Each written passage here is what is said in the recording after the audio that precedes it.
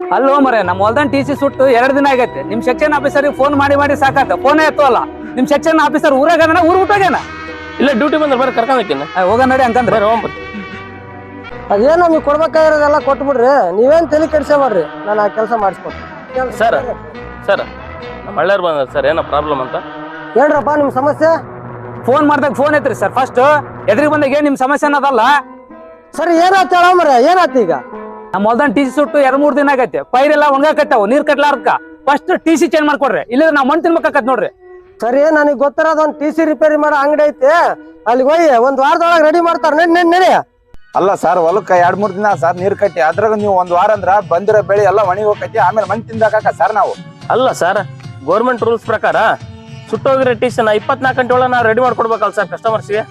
ಅಲ್ಲೋ ಲೈನ್ ಮನ ಡಿಪಾರ್ಟ್ಮೆಂಟ್ನಾಗ ನೀನು ಅವ್ರ ಪರವಾಗಿ ಮಾತಾಡ್ತೀಯಲ್ಲ. ಅದೇನಾನ ಆಗಿರ್ಲಿ, ಇವತ್ತು ನಮಗೆ ಟಿ ಸಿ ವ್ಯವಸ್ಥೆ ಮಾಡ್ಕೊಡ್ಬೇಕು ಅಷ್ಟೇ.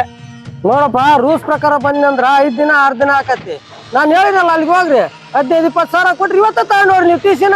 ಏನ್ ಸರ್ 15-20 ಸಾವಿರ ನಾವು ಕೊಡ್ಬೇಕಾ? ಗೌರ್ಮೆಂಟ್ ರೂಲ್ಸ್ ಪ್ರಕಾರ ನೀವಲ್ಲ ಸರ್ ಎಕ್ಸ್ಚೇಂಜ್ ಮಾಡ್ಕೊಡ್ಬೇಕಾಗಿರೋದು ಫ್ರೀ ಆಗಿ. ನಿಮಗೆ 5-6 ಸಾವಿರ ಕಮಿಷನ್ಗೆ ಬೇರೆ ಅಂಗಡಿ ಹೋಗಿ ನಾವ್ಯಾಕೆ ಸರ್ ಕಚ್ಚಾಡಕ್? ನೀವ ಮಾಡಿಸ್ಕೊಡ್ರಿ ಗೌರ್ಮೆಂಟ್ ರೂಲ್ಸ್ ಪ್ರಕಾರ.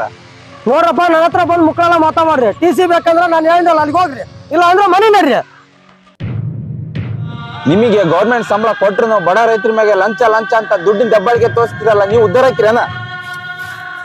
ನೀವು ಉದ್ದಾರ ಆಗಲ್ಲ, ನಿಮ್ ಮಕ್ಳು ಉದ್ದಾರ ಆಗಲ್ಲ.